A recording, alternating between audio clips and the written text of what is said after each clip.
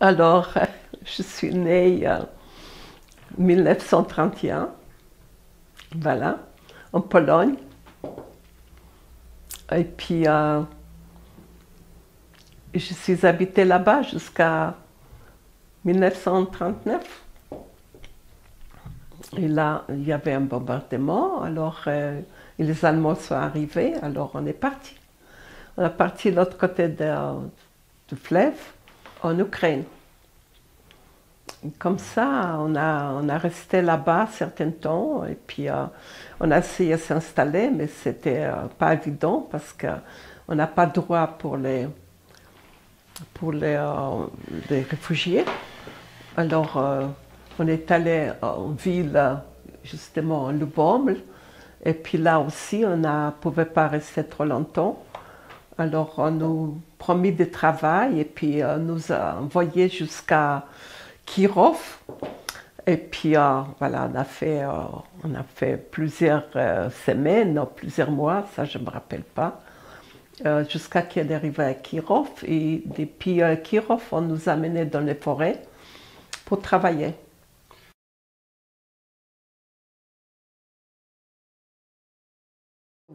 En train de marchandises. On s'est déplacé comme ça. Ouais. Et après, pour aller en Sibérie, on était dans les camions.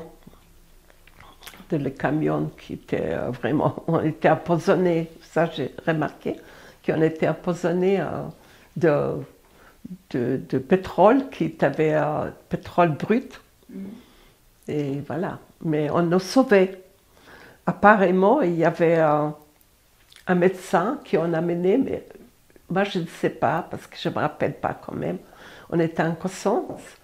Alors là, c'est mon frère qui m'a raconté qu'on a amené quelqu'un pour nous réveiller. Voilà. Et puis on est resté là-bas pendant 16 mois. D'abord, on était à Talitsa, je crois, après un Taslutka, au contraire. On a amené des tissus avec nous et puis on a changé, on a fait un échange pour les pommes de terre, pour les pommes de terre, il y avait des oignons, il y avait, et puis un peu d'huile aussi, on a trouvé. Et voilà, et puis comme ça, on a survécu. Ouais. Et puis il y avait aussi la forêt qui était très très riche. Alors nous, pendant l'été, qui n'était pas long, à peu près des mois, alors là, on a ramassé beaucoup de champignons, de myrtilles, il y avait des framboises même, oui. Et surtout, beaucoup, beaucoup de champignons. Et puis il y avait aussi des cranberries. Et ça, on a mis dans le seau. Et puis on a rempli avec de l'eau. Et c'est devenu un morceau de glace. Alors en hiver, on a coupé un morceau, on a mis dans la casserole. Et comme ça, il n'y avait pas de sucre. Mais on a bu ça comme une soupe, comme un compote, si tu veux. Mais on a rempli le ventre.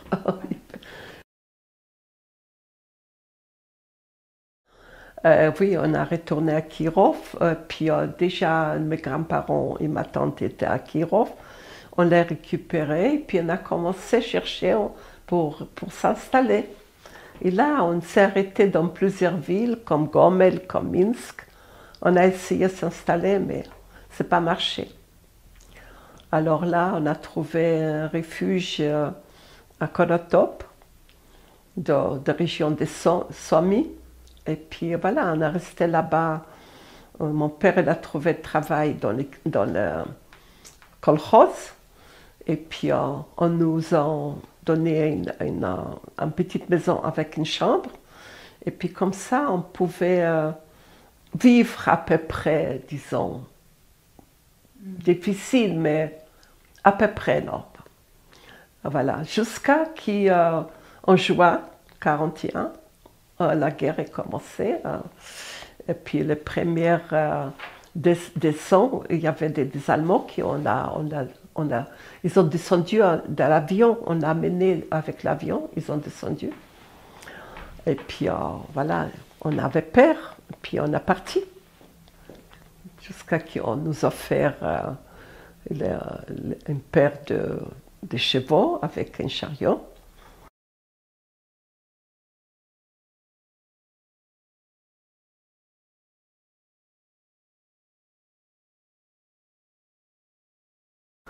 On a mis des choses et puis on est parti à pied. On ne savait pas où aller, quelle direction. On n'a pas connu de direction, on n'a pas eu de map. Alors là, on a marché pendant les journées, surtout sur les routes, les petites routes des villages, pas des villes, parce qu'il y avait beaucoup de bombardements partout.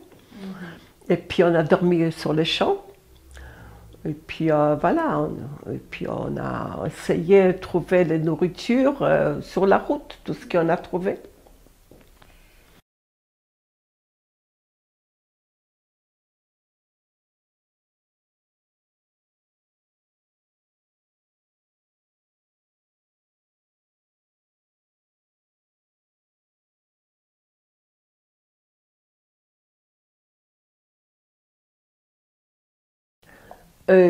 Personne nous a accueillis. Il n'y a personne. On a tout débrouillé toute seule. Ma mère, on s'est arrêté dans un petit village. Les bombes ils sont tombées à Kursk sans arrêt. Oui. C'était tout près. Et puis on s'est arrêté chez un paysan. Et ma mère, elle a donné un morceau de savon. Et puis là, ils nous laissaient entrer pour se réchauffer. Et puis ils nous vendu les pains. Et là, on a resté quelques jours chez eux. Mais là, on nous piquait les chevaux. Et puis on est resté sans rien. Et puis il y avait beaucoup de pleurs, beaucoup de chagrins, beaucoup de peurs et tout ça. Parce que la guerre était à côté de nous, derrière nous tout le temps. Et puis là, grâce à ma mère, il a eu quelque chose à donner à un paysan, il nous a amenés pas loin d'une station. Et puis là, on a attendu quelques jours et il y avait un train qui arrivait, qui était bombardé, qui était cassé. Et là, comme je racontais, là, on a essayé pour mettre toutes les choses dans le train, puis une partie des familles était dans le train, une partie par terre. Et là, le train est parti. Et là, ouais, bien sûr, on était sûr qu'on s'est perdu. Et là, grâce à ma mère qui est allée demander, alors il a dit qu'ils ont mis le train sur la dernière fois. Alors là, on a traîné tous les choses dessus de tous les trains. Il y avait une vingtaine minimum. C'est une très grande station. Jusqu'à qu'on a retrouvé la famille. Et là, on a décidé pour ne pas bouger, parce que si on se perd, c'est mieux qu'on reste ensemble. Si on a la chance de rester en vie, alors on va rester ensemble. Mais quand même, on était faim, on avait faim. Et puis ma mère, elle a cherché plusieurs fois la nourriture et elle s'est perdue plusieurs fois. Et voilà. Alors il y avait des drames chez nous, des pleurs et tout ça. Jusqu'à qu'on est arrivé, on nous a menés à côté de Volga, mais ils ne savaient pas où on est. On n'a jamais dit, personne nous dit où on va, parce que c'était pas évident. Même dans tous les villages qu'on a passés, c'était pas marqué le nom des villages. On ne savait pas où on s'en. On ne savait pas de quelle direction aller. On est allé, mais on ne savait pas où. Mon petit frère, il avait, à cette époque-là, comme il est né en 20 novembre 1940, et là c'est 41, alors un an. Ouais.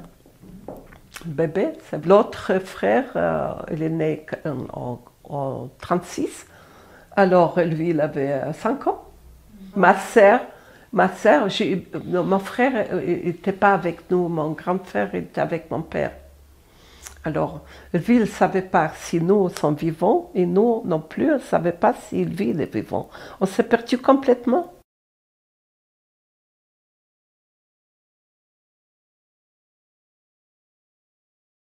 Il y avait ma tante, ma sœur de maman, qui habitait à Novosibirsk. Et puis, comme il y avait très très froid, ils n'ont pas supporté. Alors, ils sont partis en Kazakhstan. Et puis, ma tante, il a offert, la dame de poste, elle a offert une foulard. Parce qu'il n'y avait rien. Les gens, vous le savez, ils ont vraiment eu rien.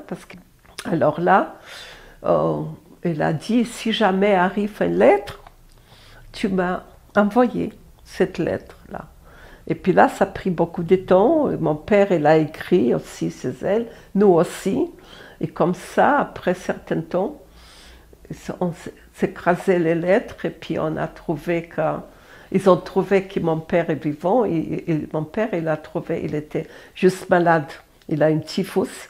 Il était très très malade, il était presque mourant. C'est les fièvres, 42 de fièvre. Et puis on est inconsciente, tellement ils sont malades. Oui. Mais là, il a eu de nouvelles qui nous sont vivants. Alors, il s'est vraiment battu pour survivre. Et mon frère était tout seul, il avait, à quel âge il avait 12, 13, 12 ans peut-être. Oui, qui était avec mon père. 42, on est justement, nous, on est arrivés à Kolkhoz Krasnaya Zvezda, qui nous est venu chercher les taureaux et des chameaux.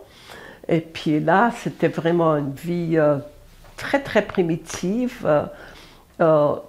Il n'y avait pas de nourriture. Il y avait des nourritures, mais on n'a pas donné aux gens. On n'a pas donné aux gens. Parce qu'on travaille toute l'année, et puis en fin d'année, on vous donne un sac de pommes de terre, un sac de bleu, et des sacs d'autres choses. Mais on ne paye pas l'argent, il n'y avait pas de magasin pour acheter. Ma mère a travaillé jour et nuit pour elle peut amener pour faire un petit soupe avec quelques pommes de terre. Quand on a donné un petit peu de lait, un morceau de beurre, quelque chose comme ça. Mais là, comme mon père il nous trouvait, il nous envoyait des papiers. Et là, on s'est préparé pour... justement, alors on a fait 3 jours jusqu'à le train. Il y avait un train, mais là on a tombé dans le bout, très profond. On doit tout enlever pour libérer le chariot, on peut sortir debout. Et ma tante, elle avait les génisses. Et puis, c'était vraiment, c'est de nouveau des choses difficiles. Et on arrivait justement, après 3 jours, on arrivait dans une station. Et c'est le même scénario. Il y avait des bombardements, il n'y avait pas de train. Après, un train qui arrivait, on ne savait pas où aller. Hein. On se met dans le train, mais on ne sait pas où on va. Et puis là, on voyageait de nouveau, je ne sais pas combien de semaines, jusqu'à qu'on a retrouvé mon père. Mais le voyage était très difficile parce qu'il y avait aussi des bombardements partout. Il n'y avait pas de nourriture, il n'y avait pas... On a dormi par terre dans ces wagons avec plusieurs familles qui sont avec nous, d'Ukraine, qui sont aussi fuies, qui sont aussi partis. Ils ne voulaient pas rester, pas tout le monde voulait rester avec les Allemands. Hein. Voilà, ils nous ont menés là-bas, c'était vraiment très très dur. Mais on a survécu, comme je dis, puis voilà, des problèmes avec ma sœur. Et moi aussi, j'étais malade de manque de vitamines. Il n'y avait pas de vitamines. Il n'y avait pas de fruits. Pas de légumes. 45, oui, 45, c'est fini la guerre. Oui, là, on est à Saransk. Et puis là, c'était fini la guerre. Et puis après la fin d'année, on nous annonçait que les gens qui viennent de Pologne, On peut retourner en Pologne. Alors, ils ont ramassé des Juifs de toutes les régions. Et puis là, on est parti justement en voyage pour les Polognes. Et là, on est arrivé en Pologne, on a juste passé à Belgique. Et après, on est arrivé à Wrocław. On a vu beaucoup de corps qui sont encore complètement frais. Et puis on a vu beaucoup de vaisselle, des jouets des enfants, des habits des enfants. Treblinka, Majdanek, c'est mes parents qui ils ont descendu parce qu'ils ne voulaient pas, ils ont dit vous avez assez vu les enfants. Mais après j'ai visité Dachau, quand même. J'ai visité Dachau après. Mais il y avait beaucoup de traces encore. Il y avait des traces, l'américaine, ils ont fait la peinture. Mais on a vu encore parce que les gens, pas tous les gens, ils ont pas étouffé tout de suite. Alors ils ont, quand on les sortit pour mettre en four, ils ont, avec les doigts, ils ont arraché les murs. Alors il y avait des signes. C'était horrible, ouais. Et puis à Dachau, il y a des fours. Il y a tous les signes qu'il y avait. Oui. Puis quand on a visité Dachau, les Allemands, ils ont surveillé pour les fleurs et tout ça. Puis il y avait une journée très chaude. Alors on est allé, on a pris de fontaines pour boire. Alors ils ont commencé à rigoler. Vous pouvez boire, c'est le sang de vos frères. Et c'était juste après la guerre déjà. À Breslau, justement, je racontais des épisodes qui mon père est allé chercher les clés pour un appartement qu'on a trouvé. Probablement famille allemande qui sont partis. Et puis, alors on les regarde et on a dit oh monsieur, avec plaisir, on vous donne la clé, on n'a pas de relation avec un juif. Mon père s'est senti très mal, très très mal, parce qu'il a bien parlé polonais, alors ils ne sont pas... Voilà. Mais comme il y avait, comme je vous avais dit, des pogroms et puis d'antisémitisme, mon père il a dit, on ne reste pas ici. Là, c'est la terre pleine de sang de mes frères et de mes sœurs et tout ça. On va partir. Alors on a parti la nuit, à pied. On a parti traverser la frontière en Tchécoslovaquie. Et après, elle nous a menés à Vienne, dans les camps. Et depuis là-bas, à Wetzlar, on a resté justement 2 ans dans les camps, qui avait les camps qui appartient aux Allemands. Ouais. Prêt pour aller en Israël.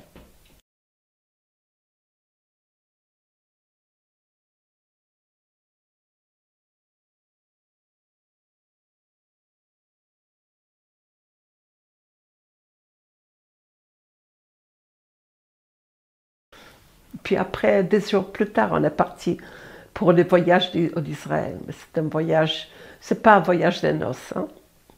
C'est un voyage très, très difficile avec les camions, avec parce qu'on n'était pas encore connectés. C'était juste Israël. Oui, en mai, et puis là, c'était en septembre. On a embarqué à Marseille, à Pagnoc, voilà. On a fait 1 semaine jusqu'à Haïfa. Voilà, comme je vous avais dit, on était très très malades. On n'a pas mangé, carrément. On n'a pas mangé parce qu'on était malades. On a vomi sans arrêt. On n'a pas habitué. C'était pas un bateau normal. C'est un bateau de marchandises.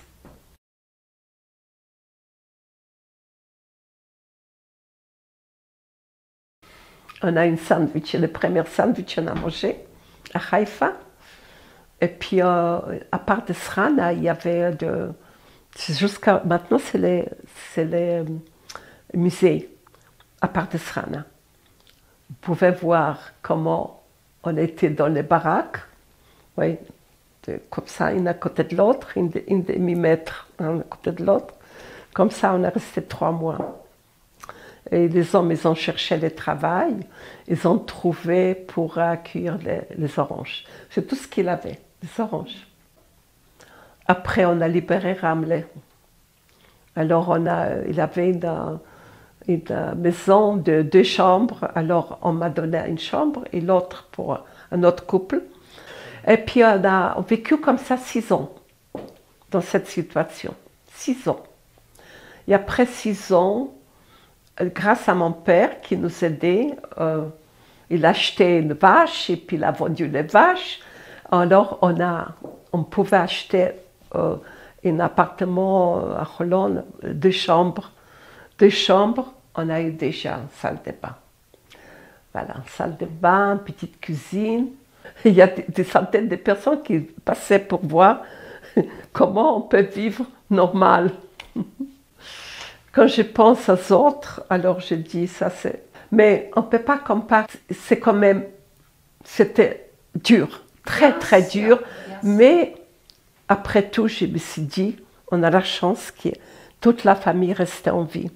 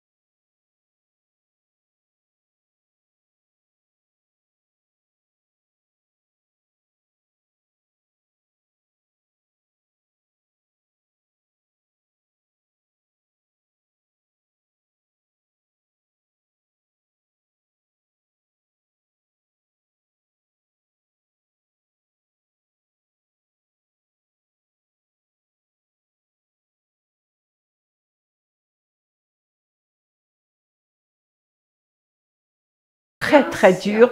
Mais après tout, je me suis dit, on a la chance que toute la famille restait en vie. À part, bien sûr, la famille de mon père. Il a eu un frère avec 5 enfants. Il a eu une sœur avec 5 enfants.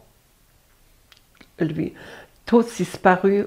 On ne sait pas si sur place ou si c'était à Sobibor, parce que Sobibor était tout près où on était.